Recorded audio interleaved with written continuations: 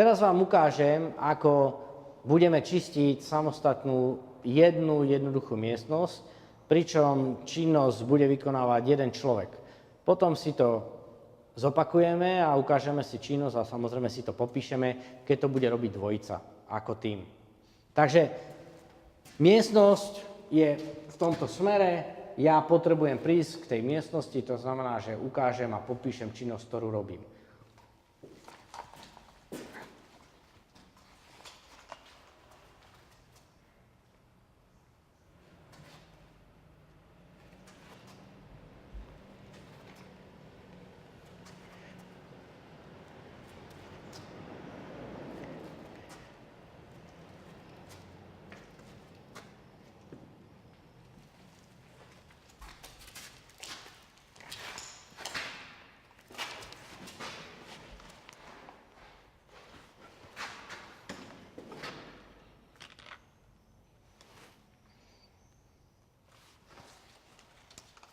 Takže čo sme robili? V podstate vám to budem komentovať a pri dodržaní všetkých princípov vám zopakujem to, čo sme vlastne hovorili v predchádzajúcich videách, samozrejme to, čo robím teraz. Idem do miestnosti a blížim sa k tej miestnosti. Ideálne je, keď sa k tej miestnosti blížite šikmo pod uhlom 45 stupňov tak, aby ste videli čo najďalej do miestnosti. To znamená, že aby ste videli roh, ktorý tam je. Vo vašom prípade, pokiaľ je to jednoduchá miestnosť, tak sú 4 nebezpečné miesta. A tie miesta sú 4 rohy. Samozrejme, pokiaľ tam nie je nejaká prekážka alebo nejaký kryt, za ktorým sa strelec môže schovávať. Ale v prípade, že teda je to jednoduchá čistá miestnosť, že tam nič nie je na schovávanie sa, tak ten strelec, ktorý na vás čaká, je spravidla v rohoch miestnosti. Preto je dôležité, aby ste tie rohy miestnosti v podstate odkontrolovali a pozreli, či je všetko v poriadku. To znamená, že ja kontrolujem ten roh, ktorý vidím v prístupe. To znamená, prichádzam k tým dverám alebo k tomu priestoru, ktorý je najnebezpečnejší, to sú tie dvere, a vidím do toho rohu. Samozrejme, vždycky mám nahodenú zbraň tak, aby ma nebolo vidno znúka alebo znútra miestnosti. A následne, keď si pozriem, že ten roh je samozrejme čistý a je všetko v poriadku, tak sa začnem týmto kývavým pohybom pohybovať tak, aby som čistil ďalšiu časť miestnosti. To čistenie znamená vo svojej podstate otváranie tej miestnosti, toho priestoru. To znamená, že snažím sa pekne pomaličky ísť a postupne sa mi odkrýva a otvára tá miestnosť okolo tohto rohu alebo okolo tejto hrany týchto vstupných dverí. Čo je dôležité si uvedomiť? Je dôležité si uvedomiť to, že musíte pracovať pomaličky, nemusíte sa ponáhľať, a pozeráte sa v prvom pohľade vždycky na zem a idete hore. To znamená, že idem sem, hore, sem, hore, sem, hore. Prečo to je tak?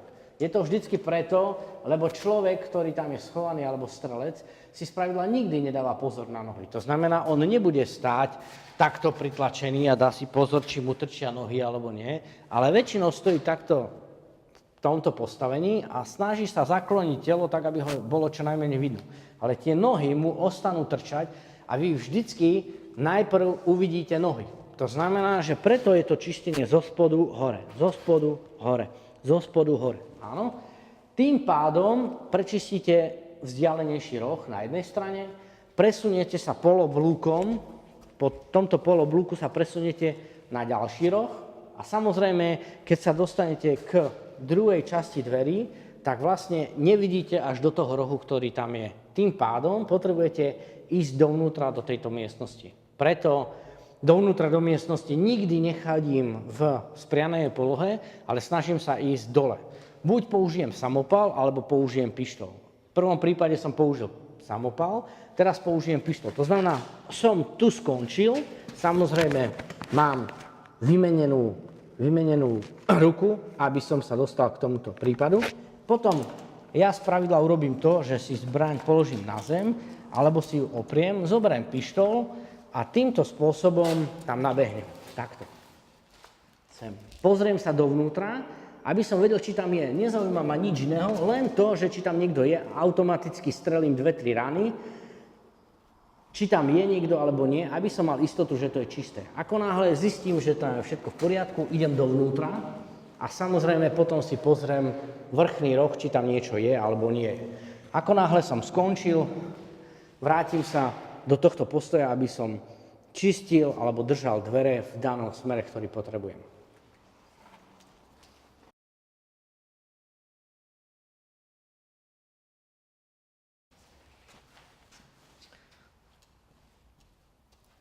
Takže vidíte činnosť dvojice.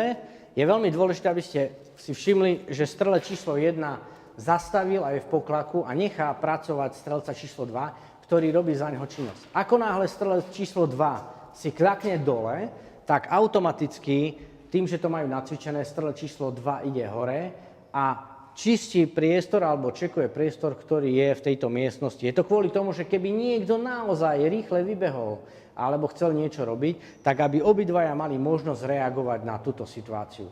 V prípade, že sa nič nedeje a potrebujú ísť do miestnosti, aby sa tam dostali a vyčistili ju, v tom prípade strelec číslo 2 ostáva na mieste a strelec číslo 1 vchádza do miestnosti, presne ako som povedal. Buď má používa dlhú zbraň alebo krátku, je to na jeho rozhodnutím, ale vždycky je tam výstrel do rohu, ktorý je v podstate najnebezpečnejší, lebo všetky 3 rohy sú prepátrané a je to čisté. Takže strelec číslo 1 vošiel dovnútra, vyčistil roh a strelec číslo 2 nestál, kým vyjde strelec číslo 1 z miestnosti, ale automaticky išiel dovnútra tak, aby sa dostal do postavenia krytia, do smeru, ktorým sa budú buď hýbať, alebo ktorý je nebezpečný smer, z ktorého môže prísť protivník. To znamená, vždycky je lakeť schovaný a vždycky čekujete ten priestor tak, aby mal pod kontrolou, či niekto tam je alebo nie.